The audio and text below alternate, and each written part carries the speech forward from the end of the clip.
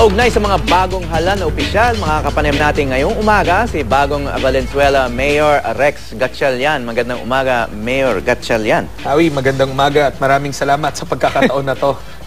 So, this is the second day of your new term, no? Yes, second day for new term. Mayor. Pero tayo naman, nagsimula na tayo nung transition the moment na nanalo tayo bilang alkalde. Okay, that should have been fairly smooth dahil kapatid mo, yung predecessor, no? Very smooth. Hindi mo katunggali sa eleksyon. Tama yun. Very smooth. Actually, ang maganda dito, nung nangangampanya kami, ang plataforma ko, very simple naman. Ipagpapatuloy natin yung nagustuhan nila at higitan natin yung ginawa ng ating predecessor ni dating Mayor Sherwin Gatchalian na ngayon Congressman. Who is your kuya, no? Yes. And who served for 9 years. Hindi ko naman maitatago na talagang tinayuan ko yung plataforma na sinimulan niya. Hindi ko mapagkakaila na naging madali sa akin na mag-assume ng pwesto, lalo na sa kabilang distrito kung saan hindi ako congressman, dahil may track record siya. At nakita naman ng taong 9 years siyang umupo. 9 years siyang alkalde. At ginusto naman ng tao yun dahil nga binigyan tayo ng pagkakataon na may pagpatuloy at susubukan natin higitan yung mga programa niya.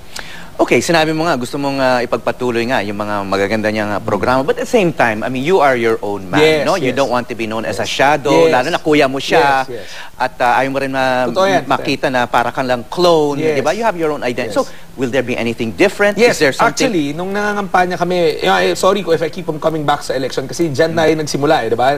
Nung nangangampanya ko, ang sabi ko nga sa kanila, madali yung ipagpapatuloy Pero ang mas mabigat gawin siguro yung susubukan natin higitan yung isang napakagaling na alkalde.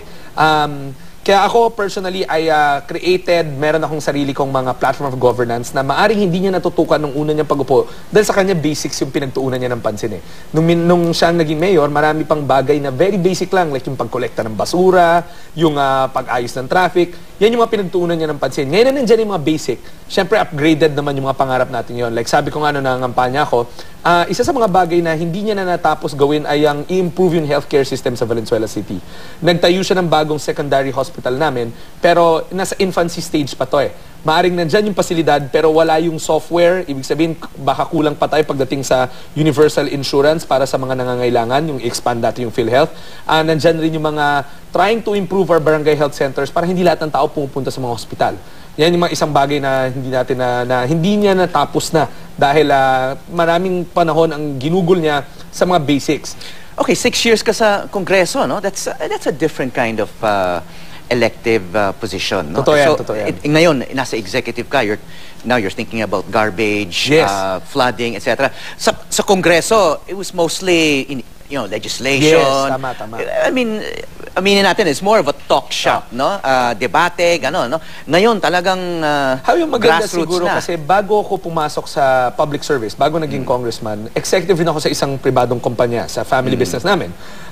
So nagkaroon tayo ng pagkakataon na maging administrador. Nagkataon yung kumpanya na yun, medyo marami ring tao, nasa libo rin ng tao. So naging administrator rin tayo. Kasi ang executive sa pananaw ko, isa sa mga sombrerong sinusuot nito is to be an administrator. To make sure that the organization is running smoothly, making sure that the goals are being met by the organization. Sa madaling salita, parang pinakakanta mo ang libo-libong tao ng iisang kanta ng iisang tono. So, ngayon, magagamit ko ulit yon. Bagamat nung 6 na taon na lagay natin sa back burner yung executive experience natin, ngayon nasa front end naman yan. And this time around lang kesa sa korporasyon, it's a public sphere at alam natin na ibang-iba ang larangan ng governance, ng pagpapatakbo ng organisasyon na gobyerno at pagpapatakbo ng isang pribadong organisasyon. Pero let me point out though, sa Valenzuela City, isa sa mga ginusto ng aming mga residente kay Mayor Sherwin is pinatakbo niya yung gobyerno namin parang korporasyon. It's merits-based. Meron tayong mga tangible na mga index para masukat ang ating performance. Hindi tayo arbitrarily na nagde-decide. Meron tayong systematic way of doing it, just the way we did it in our corporations in the private sector. So plano nating i-institute ulit yan at ipagpatuloy yan. At sabi ko nga, siguro naman sa dalawang bagay, hindi ako mahihirapan na patakbo niyan dahil meron rin tayong kakayanan na nanggaling tayo sa private sector noon. At pangalawa, tulad ng nasabi ko, nilagay ni Mayor Sherwin na ngayong congressman na yung mga proseso at yung mga basic fundamentals sa loob ng pamalang lungsod ng Valenzuela City. Siguro, ang challenge sa akin i-improve to yung mga processes. Howie, one more point.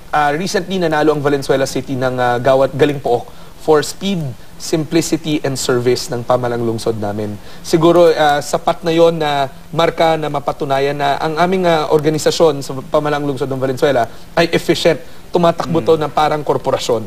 Okay, so in essence, sinasabi mo, medyo minomodernize nyo yung governance sa Valenzuela. Yes, but at the same time, there's something ancient dun sa governance sa Valenzuela in the sense na politics seems to be all in the family. Ano? I'm sure you've addressed this many times during the campaign. Pero parang dahil nagpalit lang kayo ng position ng kuya mo, of course, everyone is talking about, a Gatchalian dynasty now in Valenzuela, which may last a long time dahil bata ka pa, no? So how old are you, may I ask? I am 34. 34. That's quite young for a mayor, no? When I went into Congress, I was 28. Okay. So it looks like you'll be around for quite a while. Well, alam mo, Howie, ang dynasties kasi imply na pinapasa-pasa lang natin eh. I'm sure narinig mo na rin tong sagot na to, but ako, ang Valenzuela ay patunay dyan. Dumadaan tayo sa proseso. Maari sa isang pamilya, hindi lahat, maaring lahat kayo, sabay-sabay kayong tumakbo, pero hindi lahat kayo nananalo. To be honest with you, nung tumakbo ko noong 2001 for my first try in politics, hindi tayo nagwagi. Pero si Mayor Sherwin, naging mayor siya noon. So ang mga botante ng Valenzuela City, and to the greater extent, yung mga batang botante ngayon, ang treatment nila sa inyo, individual eh. Hindi porket parehas ang apelido nyo, automatic yan. That's why nga meron tayong mga pamilya na isa na nanalo kesa sa kung tatlo tumakbo. Meron ding tatlo na nanalo sa tatlong tumatakbo. And ang pinakamabigat siguro dito, Howie, is yung comparison. At the same time, madali sa akin dahil parehas ang aming apelido. Pero at the same time, magiging mahirap sa akin kasi makukumpara kami na makukumpara. At syempre, may marinig ka na mas magaling pala yung Gatchalian na yun kesa dun sa Gatchalian na yun. So, mabigat yan rin sa mga membro ng isang pamilya na sabay-sabay kayo nanunungkulan. One more thing. Ako, alam to ng mga taga Valenzuela City. Nung 6 na taon ako naging congressman, ni anino ko, hindi ako tumutungtong ng City Hall. We avoided interfering with each other's sphere of responsibilities. Alam ko, binoto ako bilang congressman ng unang distrito. So hindi ako nakikialam sa pagpapatakbo ng City Hall. To the same extent, ganun rin si Mayor Sherwin ngayon, si Congressman Sherwin ngayon. So kahit 9 years siya doon, I'm sure meron siyang gustong alagaan ng mga proyekto, programa, tao. Nagiging successful kami siguro bilang magkapatid na politiko dahil sabi ko nga sa Valenzuela, wala kaming pakialaman. Of course, when we start talking about politics, dahil magkapartido kami, we share the same leadership base, then it's a consensus. But that's politics. But when it comes to sa trabaho namin, siya ang congressman, hindi ko susubukan pahimasukan ng kanyang trabaho. Tayo ang alkalde, alam ko hindi rin niya tayo susubukan impluwensyahan o pahimasukan ng ating trabaho. Yang linya na yan, very clear sa aming dalawa yan. Sa katunayan, nung bumaba siya last Friday, last working day niya, ang sabi nga niya sa akin, may pinost siya sa Facebook niya at sa BBM niya sa akin, goodbye City Hall. Kasi sa kanya, hindi na niya planong bumalik sa City Hall dahil tapos na siya doon. Iba na larangan niya ngayon. Okay, nabanggit mo nga yung mga problema ng flooding and garbage no sa Metro Manila bilang isang solusyon dito. Lumalawak ngayon ang mga plastic bans sa mga iba't ibang syudad ng Metro Manila. Kasama na rito, in fact, yung may mga storya kami about how strict Makati is now, no? At and there's a long list now of Metro Manila cities, kasama dyan yung Quezon City, Pasig, Las Piñas, etc. Valenzuela is not on this list, no? So, susunod ba ang Valenzuela dito sa plastics ban? Ako personally, pauubaya ko yan sa City Council natin, no? Whether they will pass a resolution or not. Pero personal opinion ko, hindi. Bakit? Two things. Number one, it's more of how you use it rather than, okay, for instance, yung sanitation side niyan. If you ban plastic and yung sa mga palengke ngayon, anong gagamitin nila? Katsa na bag? I don't think that's hygienic, no? It's more of how we reuse things, eh. It's not banning something totally. But more importantly, ang Valenzuela, maraming pabrika ng plastic sa amin. And if I do that, then pretty much I'm spelling the end of an industry that employs thousands of Valenzuelanos. Okay, speaking of which, no, of course, your family is known as the plastics king, in fact. Before, but categorically, you can even check this, 20 years nang sarado ang pabrika namin. Wala na kaming finished product na factory sa Valenzuela City. So your family is no longer involved in the plastics industry? We are in raw materials, but it's not in Valenzuela, it's in Bataan. And the raw materials that we produce are for export. We don't sell them locally. We have partners there. We are a minority stakeholder. Actually, my family, not me. I'm not even a shareholder of that company. Pero ang point ko dyan, wala na kami sa finished products ng plastic sa downstream. So are you saying kung magkaroon ng plastics ban sa Valenzuela, your family interests will not be affected? No, not at all. Kasi tulad yung nasabi ko, raw materials lang kami at pang-export pa yun. And in fact, the raw materials that we use is not even for that type of plastic bags.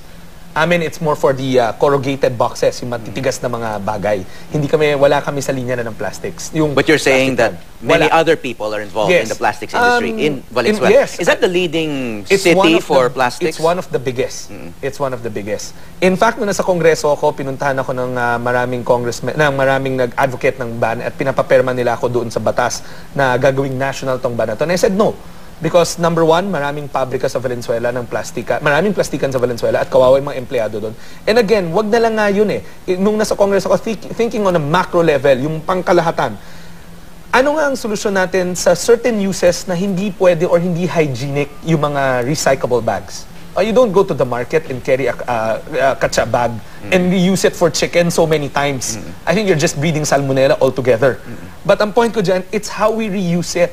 It's how we reuse the plastic bags. And by the way, if you want to talk technical also, there are certain grades and materials that we use for certain plastic materials, no? For plastic bags. There's starch-based and there are bases that cannot be dissolved in a long period of time. I think kailangan rin natin tignan, ano ba, wag natin lahatin na lahat ng plastic bags ay masama.